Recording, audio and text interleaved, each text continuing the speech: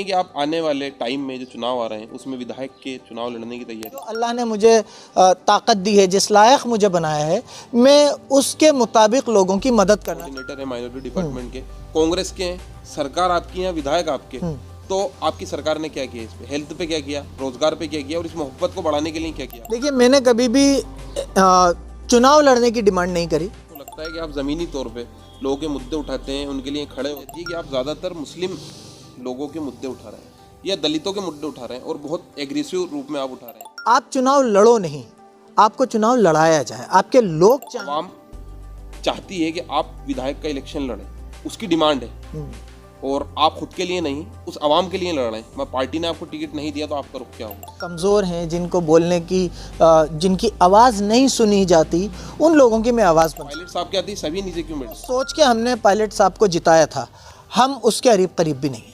टोंक को कुछ नहीं। MIM को जो एक बीजेपी का विंग माना जाता है, इस पर आपकी क्या टिप्पणी रही? देखिए,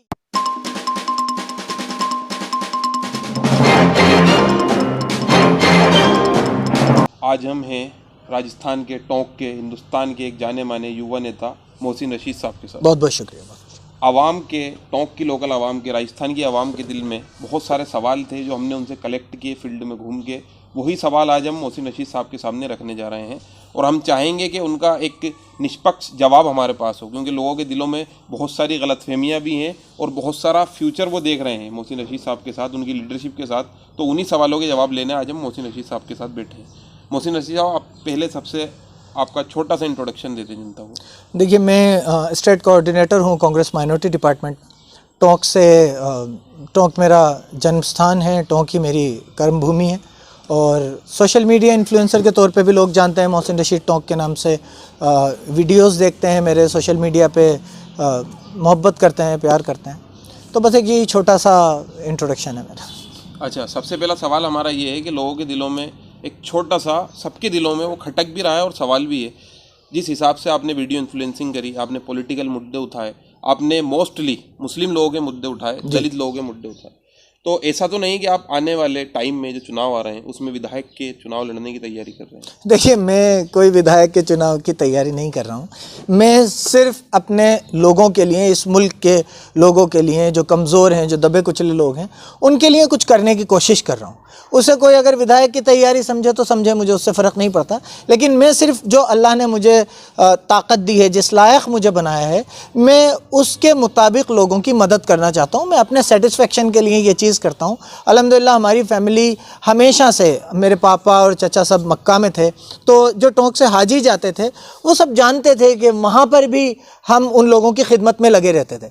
तो ये एक मेरे खून में है, मुझे मेरी फैमिली से ये चीज़ मिली है कि हम हमारे शहर के लिए हमें कुछ करना चाहिए, हमारे मुल्क के लिए हमें कुछ करना चाहिए।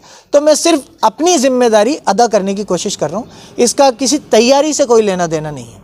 देखिए, उसका रीज़न ये निकल के आया है, सबसे बड़ी बात कि इससे पहले जो इलेक्शन गया तो बहुत ज़्यादा हॉट सीट मानी गई, नेशनल लेवल पे भी बहुत पॉपुलर हुई। एक सचिन पायलट साहब का चेहरा, एक यूनुस खान का जो एक पावर रखते हैं बीजेपी पॉलिटिक्स में, एक पावर रखते हैं राजस्थान लेवल पे, उनका चेहरा तो काफ़ी हॉट सीट रही। वहाँ भी देखा गया जो आपके फॉलोअर्स थे या जो आपके चाहने वाले थे, और आपने पर्सनली भी डिमांड करी कि आप चाहते हैं कि आपको कांग्रेस से विधायक का टिकट मिले, और कहीं ना कहीं लोगों को ये भरोसा था कि उनको टिकट मिल चुका है।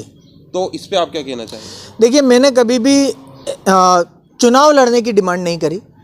मैं हमेशा से एक बात चाहता हूं कि आप चुनाव लड़ो नहीं, आपको चुनाव लड़ाया जाए। आपके लोग चाहें कि आप उनका रिप्रेजेंटेशन करो।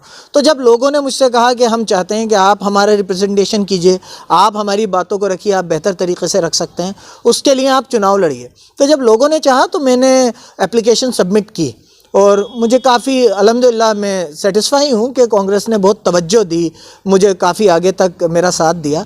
लेकिन फिर पायलट साहब आए तो वो ठीक है, कोई मसला नहीं है। मैं मानता हूँ कि उस वक़्त मेरी किस्मत में नहीं था, उस वक़्त टोंक वालों जो मुझसे चाहा मैं उसे नहीं कर पाया, तो कोई वो नहीं है। हाँ, मैं ये मना नहीं करूँगा कि मैं उस वक़्त दौड़ में नहीं था या मैंने कोशिश नहीं की। जब लोगों ने मुझसे कहा कि आप चुनाव लड़िए तो मैंने बिल्कुल कोशिश की कि मैं चुनाव लड़ूँ। एक छोटा सा सवाल मेरा आपसे, आप एक लाइन में उसका आंसर दें कि आपको लगता है कि आप ज़मीनी तौर पे लोगों के मुद्दे उठाते हैं, उनके लिए खड़े होते हैं, गरीबों के, मजलूमों के मुद्दे उठाते हैं, आंदोलन करते हैं उनके हक के लिए, या और बहुत सारे, चाहे से वो छात्र हों, कोई पॉलिटिकल मुद्दा हो, नॉन पॉलिटिकल हो, आप ज़मीन पे लोगों के लिए काम करते हैं, कि आपको लगता है ये सब आप करते हैं? मैं यही करता हूँ, असल में मैं करना भी यही चाहता हूँ कि जो लोग कमज़ोर हैं, जिनको बोलने की जिनकी आवाज़ नहीं सुनी जाती, उन लोगों की मैं आवाज़ बन सकूँ। ठीक है, मुझे इसका आंसर मिल गया कि आप करते हैं जी, आपको बिल्कुल भी यही लगता है।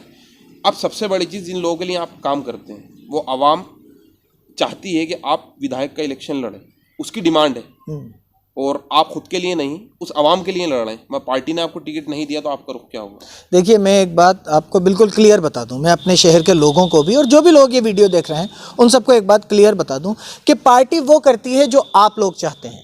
पार्टी आपकी आवाज़ को सुन के फैसला करती है। तो अगर वो चाहेंगे, अगर टोंक की आवाम चाहेगी कि मोहसिन रशीद कांग्रेस का कैंडिडेट बने, तो पार्टी उनकी आवाज़ सुनेगी, पार्टी उनकी बात सुनेगी।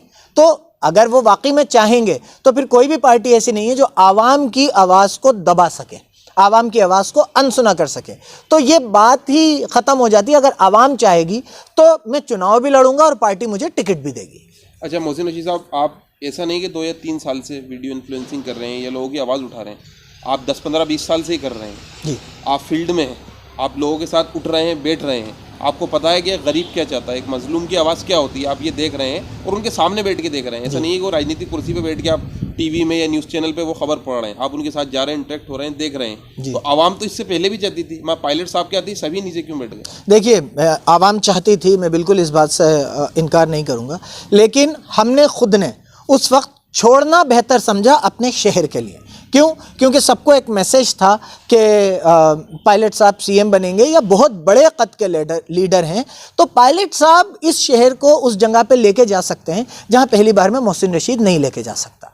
तो मेरा फ़र्ज़ ये था कि मैं पहले अपने शहर की भलाई सोचूं, मैं इस बात में अड़ूं नहीं कि मुझे ही चुनाव लड़ना है। तो मैंने जो अपने आप को विड्रॉ किया, मैंने फॉर्म तक सबमिट नहीं करा, मैंने फॉर्म भी नहीं भरा। इसीलिए नहीं भरा कि मुझे, मेरे दिल में ये महसूस हुआ कि मोहसिन रशीद, तुम्हारे एमएलए बन के काम करने से 100 गुना बेहतर टोंक के लिए, टोंक वालों के लिए सचिन पायलट साहब कर सकते हैं। तो इसलिए ईमानदाराना तौर पे, ईमानदारी से मैंने अपने शहर का भला सोचते हुए अपने आप को विड्रॉ किया। तो उस वक्त टोंक वालों के लिए, जो उस वक्त की बात थी, टोंक वालों के लिए यही बेहतर था कि सचिन पायलट जैसा नाम यहाँ से एमएलए बने। फिर क्या आपको क्या लगता है उसका नतीजे में क्या निकला? देखिए, मैं लाग लपेट वाली बात नहीं करता। जो सोच के हमने पायलट साहब को जिताया था, हम उसके करीब भी नहीं हैं। टोंक को कुछ नहीं मिला। तो आपकी नज़र में भी, आपको भी ये सच्चाई पता है कि टोंक को कुछ नहीं मिला? हाँ, जो नहीं, डेवलपमेंट होना चाहिए था, कुछ भी नहीं हुआ। मतलब डेवलपमेंट की बात छोड़िए, जो इंसाफ मिलना चाहिए था, जो रिप्रेजेंटेशन मिलना चाहिए था, वो कुछ भी नहीं मिला। मतलब with due respect to Sachin Pilot साहब, लेकिन उन तक असलियत पहुंचना भी ज़रूरी है। टोंक को पायलट साहब के एमएलए बनने से कुछ भी नहीं मिला। अच्छा, टोंक के लेवल पर राजनीति की बात करें तो आप क्या देखते हैं कि यहाँ सबसे बड़ा मुद्दा या तो जाति है, या धर्म है, या शिक्षा है, या हॉस्पिटलिटी है, हॉस्पिटल्स हैं? इस टाइप के मुद्दों में आपको क्या सबसे बड़ा मुद्दा यहाँ नज़र आता है लोगों, आवाम के लिए? देखिए, मैं ये चाहता हूँ कि टोंक के 3 मुद्दे मेरी नज़र में बहुत ज़्यादा इंपॉर्टेंट है। सबसे बड़ी चीज़ है रोज़गार। मैं तकलीफ़ में होता हूँ, मेरा दिल रोता है जब मैं देखता हूँ कि हमारे बीच के लड़के जो ग्रेजुएशन करके आए हैं और उन्हें 10,000 रुपये महीना कमाने के लिए जयपुर जाना पड़ता है, जिसमें से वो 3,000 रुपये का किराया महीने का कमरे का देते हैं, 3,500 हज़ार रुपये रोज़ के उनके खाने में खर्च हो जाते हैं। मुश्किल से 3,000 रुपये बचा पाते हैं। 10,000 रुपये की नौकरी करते हैं और 3,000 रुपये भी नहीं बचा पाते। तो मुझे तकलीफ़ होती है। इन सब, ये जो उंगलियों पे गिनाया है ना मैंने आपको, ये इसलिए गिनाया है क्योंकि मैं इस चीज़ को भुगत चुका हूँ। तो मुझे सबसे बड़ी तकलीफ़ ये है कि टोंक के लड़के लड़कियों को अपना घर चलाने के लिए बाहर नहीं जाना पड़े। सबसे बड़ी चीज़ है रोज़गार। दूसरी चीज़ है यहाँ पर हेल्थ। आप जाके देखिए सादत हॉस्पिटल में, अभी इस इंटरव्यू के दौरान मालूम करिए, सादत हॉस्पिटल में कुत्ते और गाय बैठे हुए होंगे। सादत हॉस्पिटल में आप फर्स्ट एड से ज़्यादा कुछ भी हासिल नहीं कर सकते। सादत हॉस्पिटल में एक वेंटिलेटर नहीं है। पूरा कोरोना काल गुजर गया और टोंक डिस्ट्रिक्ट के हेडक्वार्टर पे एक वेंटिलेटर ऑपरेबल नहीं था। मेरे पास वीडियोस हैं जिसमें वेंटिलेटर को सिर्फ ऑक्सीजन मशीन की तरह चलाया जा रहा था। तो दूसरा मुद्दा है हेल्थ, और तीसरा मुद्दा है यहाँ पर धर्म। यहाँ पर मोहब्बत पैदा करने वाला आदमी होना चाहिए। पिछली बार के बीजेपी कार्यकाल में बाहर के लोगों को बुला के और मस्जिद के ऊपर पत्थर पड़वाए गए। मैं जानता हूं कि सारे लड़के बाहर के थे, टोंक का कोई लड़का ऐसा नहीं कर सकता।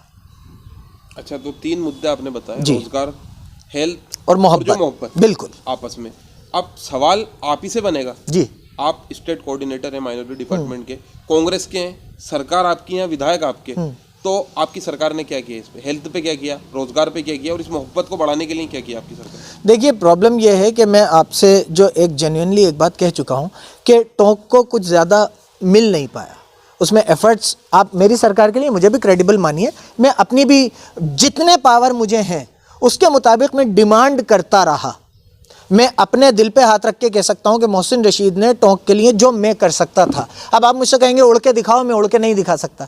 तो जो ताकत मेरे अंदर थी मैंने उसके मुताबिक ईमानदारी से इस शहर के लिए किया। आप कोरोना के टाइम की मेरी पोस्ट, मेरे लेटर्स देख सकते हैं जो मैंने सरकार को भेजी, जो मैंने ट्विटर के माध्यम से, यूट्यूब के माध्यम से पायलट साहब को, हेल्थ मिनिस्टर को और CM साहब को अवगत कराया कि टोंक के हालात बहुत बुरे हैं। और मैं ये कर सकता था कि मैं हॉस्पिटल जाके काम करूँ, तो मैं ICU तक में मैंने लोगों की मदद की। मैं उन लोगों के नाम नहीं लेना चाहता क्योंकि मुझे ये घटियापन लगता है कि हम किसी की भी मदद गिनाएं, लेकिन आप पूछ रहे हैं तो मैं क्रेडिबल इसलिए नहीं हूं कि जितने पावर मेरे पास थी उसके मुताबिक मैंने काम किया।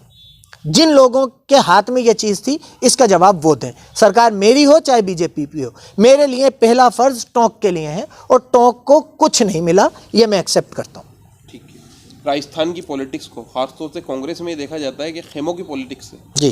तो एक गहलोत खेमा हो जाता है और एक पायलट खेमा हो जाता है। आप अपने आप को किस खेमे में देखते हैं? देखिए, ये बातें एक रूमर की तरह होती हैं। आप पायलट साहब से पूछेंगे कितने खेमे हैं, वो कहेंगे एक कांग्रेस है। आप CM साहब से पूछेंगे कितने खेमे हैं, वो कहेंगे एक कांग्रेस है। कुछ लोग इन चीज़ों को अननेसेसरी, आप वसुंधरा जी और सतीश पूनिया जी का भी खेमा कह देंगे, बहुत सारे लोग कहते हैं। तो ये बातें मीडिया के लिए और एक बहुत घटिया लेवल की पॉलिटिक्स जो लोग करते हैं उन लोगों के लिए है कि कुछ लोग टोंक में गहलोत साहब का फ़ोटो नहीं लगाते, जबकि सचिन पायलट साहब कुछ कर रहे हैं तो गहलोत साहब का फोटो लगा रहे हैं। तो देगची से ज़्यादा चमचा गर्म हो रहा है, मसला ये हो रहा है। तो ये जो नीचे के लेवल पे लोग होते हैं जो घटिया राजनीति करते हैं, ये उनका काम होता है। बाकी कांग्रेस पूरी एक है, अगर एक नहीं होती तो अभी तक सरकार नहीं चल रही होती। ये सरकार पूरे 5 साल चलेगी और इस बार हम इंशाल्लाह रिपीट भी करेंगे। चलिए ठीक है। सबसे बड़ी बात, एक इन्फ्लुएंसिंग जो आपकी वीडियोस में देखी जाती है वो देखी जाती है कि आप ज़्यादातर मुस्लिम लोगों के मुद्दे उठा रहे हैं या दलितों के मुद्दे उठा रहे हैं और बहुत एग्रेसिव रूप में आप उठा रहे हैं। और कई बार देखा यह गया है कि आपका रुझान थोड़ा सा असदुद्दीन ओवैसी साहब की तरफ भी दिखा, ऑल इंडिया मजलिस इत्तेहादुल मुस्लिमीन की तरफ भी दिखा। तो कहीं ऐसा तो नहीं कि आप थोड़ा सा कांग्रेस में रहते हुए उधर की तरफ रुझान ज़्यादा कर रहे हैं? देखिए, आपने जो पहली एक बात कही कि मैं खाली मुसलमानों के मुद्दे उठाता हूँ, तो ये बातें फैलाई जाती हैं। ये बातें गैर मुस्लिमों में, हिंदुओं में, दलितों में तो खैर नहीं, ये फैलाई जाती हैं ताकि वो मेरी बातें नहीं सुने। पहले से मेरी एक इमेज अपने मुखालिफ के तौर पे बना लें और मेरी बात को नहीं सुने। जबकि अभी लेटेस्ट जो मैंने बात करी वो मुद्दा एक हिंदू ने मुझे दिया था। एक ट्रक ड्राइवर हैं राजेश जी, उनको रोक लिया गया, उनसे पैसे वसूले, तो वो मुद्दा मैंने उनको परेशानी थी इसलिए उठाया। असल में बात यह है कि ज़्यादा हमले, ज़्यादा नाइंसाफ़ी मुसलमानों के साथ हो रही है, तो मुझे ज़्यादा वो उसी पे लिखना पड़ता है, उसी पे बोलना पड़ता है। तो ऐसा नहीं है, मुझे अगर कोई हिंदू भी अप्रोच करता है तो मैं उसका भी काम करता हूँ, उसके लिए भी आवाज़ उठाता हूँ। मुझे मुसलमान भी अप्रोच करता है, मैं उसके लिए भी करता हूँ। चक्कर ये है कि जितने हमले हो रहे हैं वो ज़्यादातर मुसलमानों और दलितों पे हो रहे हैं, इसलिए मुझे कहा जाता है कि मैं मुसलमानों और दलितों के मुद्दे उठाता हूँ। अब अजमेर में एक फ़कीर को मारा, इसलिए मारा कि वो अल्लाह के नाम पर भीख मांग रहा था। अब मैं उसमें हिंदू एंगल कैसे ले आऊँ? वो मुझे उसी का उठाना पड़ेगा। सब्जी वाले को, आप मुझे बताइए किस हिंदू सब्जी वाले को मारा गया पूरे लॉकडाउन में? एक को भी नहीं मारा गया। कहाँ से लाऊं मैं मुद्दा? असल में मुद्दे ही आज की तारीख में ये हैं कि जुल्मी मुसलमानों पे हो रहा है, तो उन्हीं की आवाज़ उठाई जाएगी। मैं हार पिनाने वाले मुद्दे या पार्टीज़ की वीडियो दिखाऊं, उन पे बात करूं, मुझे वो नहीं आता। मैं वो चीज़ें लोगों के सामने लाना चाहता हूं जो आपके लिए ज़रूरी हैं, जो ज़िंदगी के लिए, एक अच्छे समाज के लिए ज़रूरी हैं। तो असल में मुद्दे यही हैं। अच्छा, इस बीच में एक फ़ोटो भी आपका वायरल हुआ था असदुद्दीन ओवैसी साहब के साथ, उस पर आप क्या कहना चाहेंगे? देखिए, वो वायरल जो हुआ था वो ऐसा नहीं था कि मैंने कहीं छुपा के रखा हो और वो आ गया हो। वो पहला फ़ोटो जो अपलोड किया था वो मैंने ही किया था। और मैं आपको बता दूं कि मुझे बिल्कुल इनवाइट किया गया था, मैं असदुद्दीन ओवैसी साहब से मिलने गया था, कांग्रेस माइनॉरिटी डिपार्टमेंट के स्टेट कोऑर्डिनेटर की हैसियत से मिलने गया था। और लोग इसको पता नहीं किस रंग से देख रहे हैं। एक टोंक में एक द्वार का उद्घाटन हुआ था, वहाँ सचिन पायलट साहब, सुखबीर सिंह जोनापुरिया साहब और लक्ष्मी देवी जैन, बीजेपी के वो दो और पायलट साहब एक साथ फीता काट रहे थे। उनसे तो नहीं पूछा गया कि आप जोनापुरिया जी के साथ समाज के एतबार से क्यों बैठते हैं। अगर मोहसिन रशीद असदुद्दीन ओवैसी के साथ खाना खा रहा है या उनके साथ मिल रहा है तो बड़ी परेशानी है। ये मेंटालिटी क्यों है? ब्राह्मण ब्राह्मण ब्राह्मण मिलके और समाज की बात करेंगे, उन पे कोई सवाल नहीं होगा। गुजर गुजर मिलके समाज की बात करेंगे, उन पे नहीं होगा। मीणे मीणे मिलके समाज की बात करेंगे, उन पे नहीं होगा। हर मीणा जाके किरोड़ी जी को नमस्ते कर लेगा, उनकी दावत कर देगा, उस पे नहीं होगा। हमारे साथ क्या इशू है भाई? भाई असद भाई मुसलमान होने के नाते मेरे भाई हैं, वो मेरे बड़े हैं, मुझे बहुत कुछ सिखा सकते हैं। मुझे तो अगर कोई बीजेपी वाला भी कुछ अच्छी बात सिखाएगा तो मैं उससे भी लूँगा। असद भाई ने जो बुलाया था वो इस बात के लिए बुलाया था, मैं आज वाज़ेहत कर दूं, लोगों को साफ कर दूं कि असद भाई ने मुझे इस बात के लिए बुलाया था कि वो जानना चाहते थे कि राजस्थान में मुस्लिम लीडरशिप किस लेवल पे है, कौन कौन से मुस्लिम लीडर्स वाकई में बिना डरे मुसलमानों के मुद्दों को, दलितों के मुद्दों को उठा रहे हैं। तो उन्होंने मुझे इस बात के लिए बुलाया कि कहीं एमआईएम किसी ऐसी जगह नुकसान नहीं पहुंचा दे जहां वाकई में ईमानदाराना मुस्लिम लीडरशिप काम कर रही हो। और उन्होंने ये जानने के लिए बुलाया कि मुसलमानों के यहाँ पर प्रॉब्लम्स क्या हैं, दलितों की यहाँ पे प्रॉब्लम्स क्या हैं। उनसे मेरा एक और कन्वर्सेशन हुआ था, जो 2900 बकरे पाली में पुलिस वालों ने रोक के और उन्हें बकरों को अरेस्ट कर लिया था। उन्होंने बकरों को अरेस्ट कर लिया, गाड़ियों को जब्त कर लिया। तो इस मामले पे मेरी उनसे बात हुई थी और वो 2900 बकरे गायब हो गए। 3 करोड़ रुपए का नुकसान कुरैशियों को पहुंचाया गया था आरएसएस के कहने के ऊपर। हमने इन मुद्दों पे बात करी कि ऐसा क्यों हो रहा है। मैंने उन्हें बताया कि मुसलमानों के ये मुद्दे हैं, मुसलमानों की यहाँ पर लीडरशिप अच्छी है, ये लोग वाकई में कौम की आवाज़ उठाते हैं, ये सिर्फ पपेट्स हैं, ये टिकट लेके जीत के आ गए, ऊपर के इन्फ्लुएंस से, इन्हें मुसलमानों से कोई मतलब नहीं है। तो हमारी एक कन्वर्सेशन हुई, वो जानना चाहते थे, मैंने उन्हें बताया। मैं आपको एक बात बता दूं, मुसलमानों के लिए, दलितों के लिए, दबे कुचले लोगों के लिए, जिन पे नाइंसाफ़ी हो रही है, उनके लिए अगर मुझसे कोई बीजेपी वाला भी बात करना चाहेगा तो मेरे दरवाजे खुले हैं। मैं उसके साथ भी जाके बैठ के, अगर फलाही के लिए, अच्छाई के लिए कोई बात हो रही है, हमारे डेवलपमेंट के लिए कोई बात हो रही है, मैं बीजेपी वालों से भी बात करने को तैयार हूँ। मेरे दिल में कोई किसी के लिए बैर नहीं है। मैं कांग्रेस में हूँ, ये मेरी पॉलिटिकल डिसीजन है। लेकिन अगर आप मुझसे अच्छाई के लिए बात करना चाह रहे हैं तो मैं आपसे बिल्कुल बात करूंगा। हम बेहतर कैसे मिलके इस इंडिया को बेहतर बना सकते हैं, कैसे हम राजस्थान को बेहतर बना सकते हैं, कैसे हम टोंक को बेहतर बना सकते हैं, मैं उस पर बात करने को तैयार हूं। अगर सुखबीर सिंह जोनापुरिया जी जो हमारे एमपी हैं वो मुझे बुलाएंगे कि भाई आप बताइए टोंक को कैसे बेहतर कर सकते हैं, तो मैं उनसे भी बात करूँगा। इसमें मुझे कोई परेशानी नज़र नहीं आती। अच्छा, AIMIM को जो एक बीजेपी का विंग माना जाता है, इस पर आपकी क्या टिप्पणी रही? देखिए, ये बहुत ही कम पॉलिटिकल समझ वाले और बेवकूफ़ लोग हैं जो ऐसी बात कहेंगे। AIMIM अगर बीजेपी की विंग है, मान लीजिए, तो हर मुसलमान ये चाहेगा कि भाई बीजेपी की विंग, सारे ही बीजेपी की विंग बन जाओ। भाई जो आपकी हक की आवाज़ उठा रहा है, जो आपकी लीडरशिप की बात कर रहा है, जो आपके पार्टिसिपेशन की बात कर रहा है, अगर वो बीजेपी की विंग है, आप विंग छोड़िए, अगर आपको नौकरियां देने की, आपको क़यादत देने की, आपको पार्टिसिपेशन देने की बात बीजेपी की करेगी तो इसमें क्या बुराई है? AIMIM अपना वजूद बना रही है। असल में डर मुस्लिम लीडरशिप से है। BSP को बीजेपी की टीम नहीं कहा जाता, जबकि उसने सरकार बनाई है पिछली बार बीजेपी के साथ। समाजवादी को नहीं कहा जा रहा, कांग्रेस को नहीं कहा जा रहा, हमें नहीं कहा जा रहा, OP राजभर जैसी इतनी सी पार्टी को नहीं कहा जा रहा, जबकि वो समाजवादी के साथ गठबंधन करके चुनाव लड़ रही है बीजेपी के सामने। तो क्या ये लोग किसी और के वोट लेंगे? देखिए, डर MIM से इसलिए है कि वो मुसलमानों को एक कर रही है, और मुझे डर नहीं है क्योंकि मैं ग्राउंड पे काम करता हूं। डर उस आदमी को होगा जो टिकट लेके जीतना चाहेगा, उसे हर पार्टी से डर होगा, एक इंडिपेंडेंट कैंडिडेट से भी डर होगा। तो ये बचकानी बात है, जो लोग करते हैं वो पॉलिटिकल समझ नहीं रखते।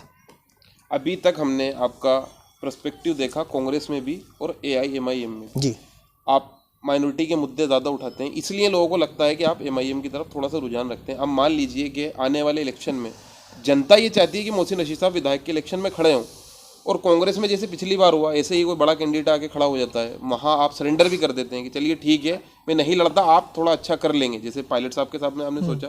यहाँ पे आपको AIMIM की तरफ से ऑफर होता है, असदुद्दीन साहब आपको टोंक से AIMIM का टिकट लड़ने के बाद विधायक का टिकट लड़ने के लिए खड़ा करते हैं, तो वहाँ आपका क्या रुचि? देखिए, मैं आपसे पहले भी कह चुका हूँ, मैं अभी भी एक बात बता दूँ कि आप ये कभी नहीं देखेंगे, कभी नहीं सुनेंगे कि मोहसिन रशीद चुनाव लड़ रहा है। आप सुनेंगे तो हमेशा एक बात सुनेंगे कि टोंक वाले मोहसिन रशीद को चुनाव लड़ाना चाहते हैं।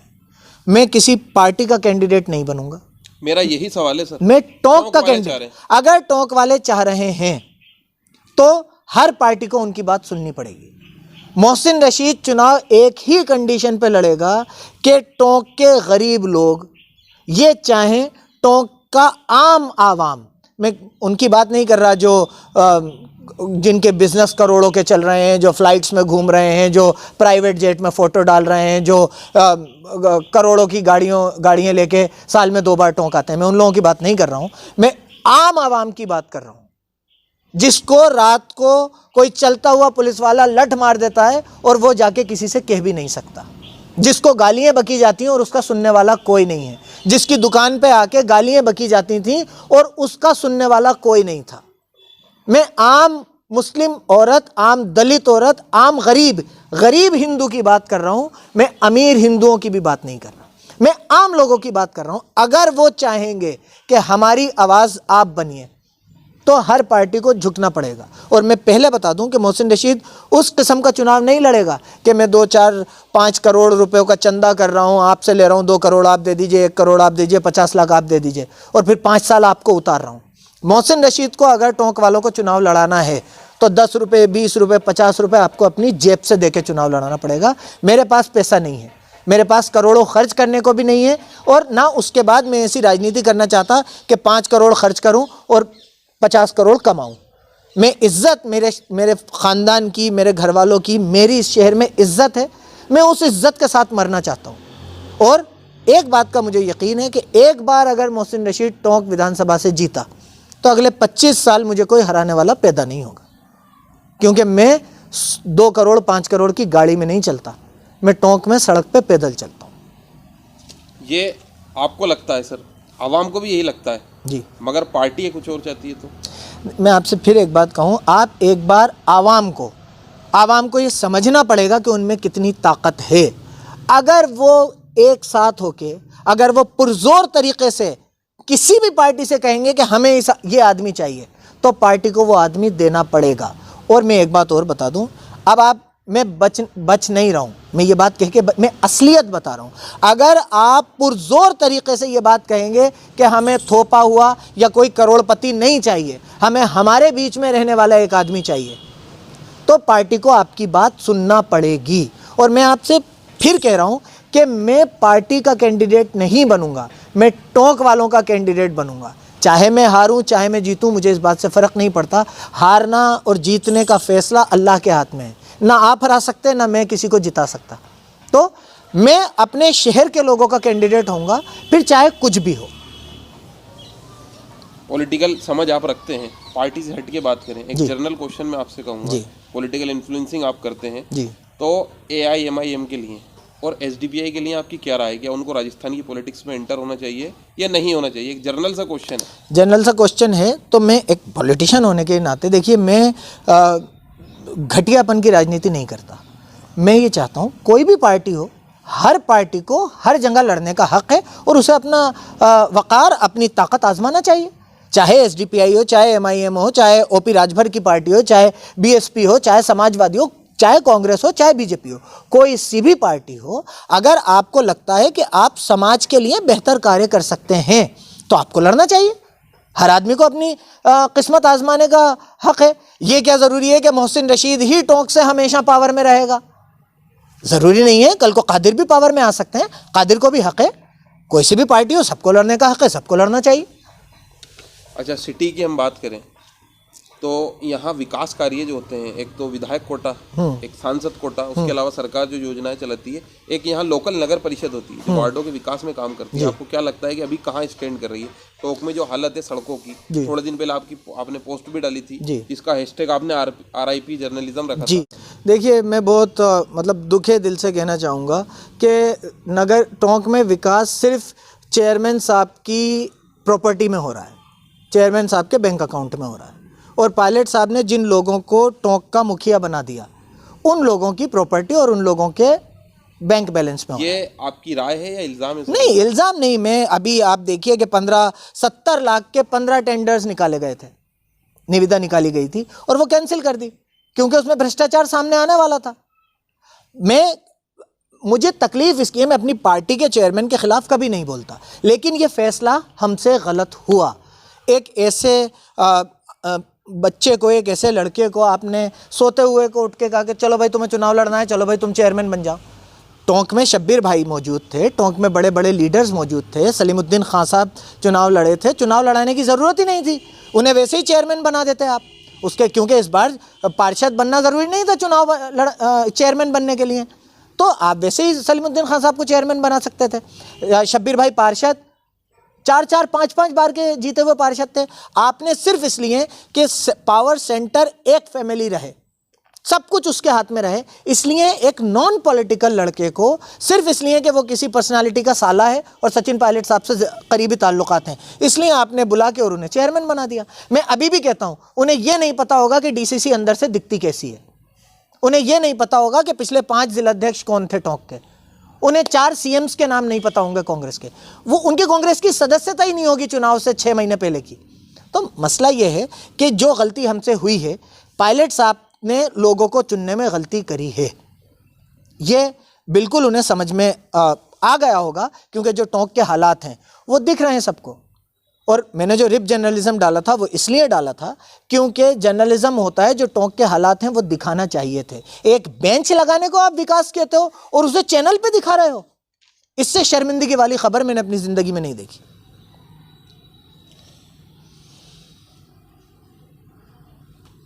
अब जो आपके विपक्षी कह लें या और लोग कह लें, थोड़े थोड़े विवादों में आप बने रहते हैं, तो इन विवादों के लिए आप क्या क्लियरेंस देना चाहेंगे जनता को? जैसे कौन सा विवाद?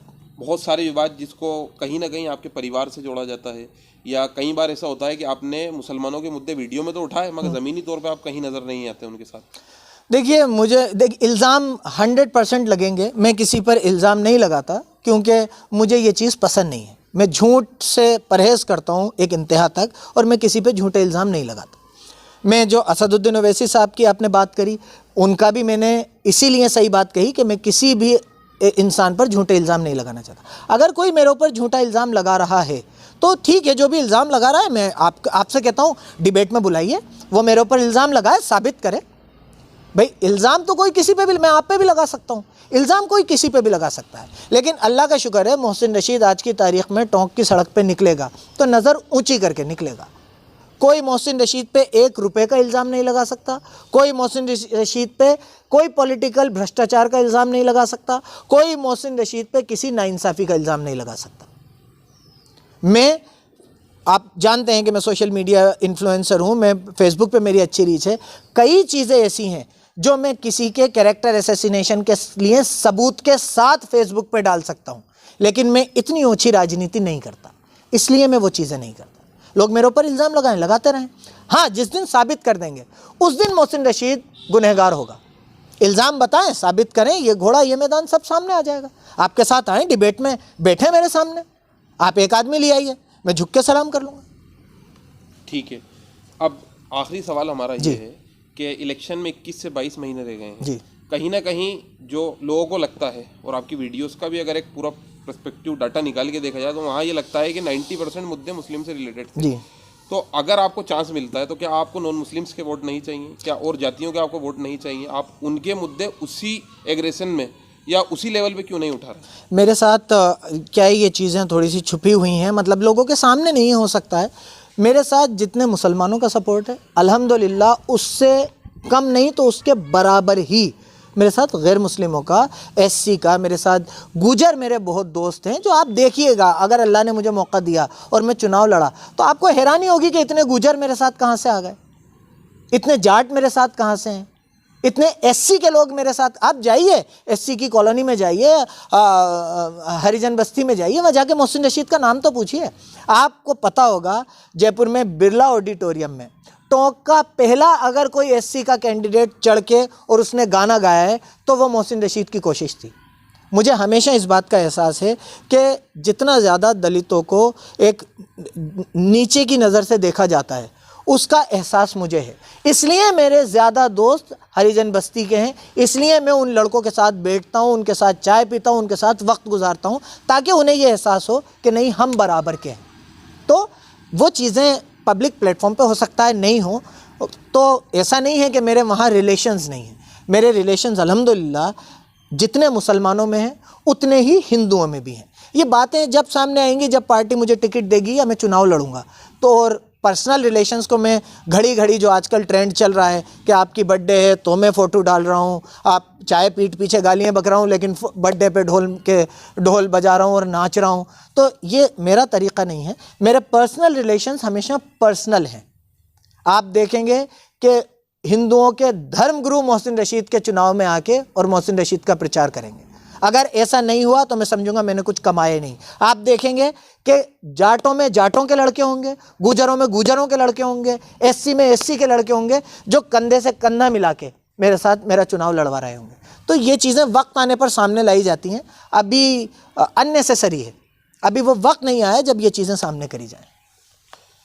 तो ये आपके सामने थे मोहसिन रशीद, और जिस बेबाकी से उन्होंने सवालों के जवाब दिए और जो लोगों के दिल में सवाल थे उनके जवाब दिए। अब आपको जज करना है कि आने वाले इलेक्शन में आपको क्या फैसला करना है, पॉलिटिकली नहीं। जो भी आपके सवाल थे वो हमने आपके सामने रखे। बहुत बहुत शुक्रिया मोहसिन, बहुत बहुत शुक्रिया आपका। आप सभी का ही बहुत बहुत शुक्रिया इस एपिसोड को देखने के लिए।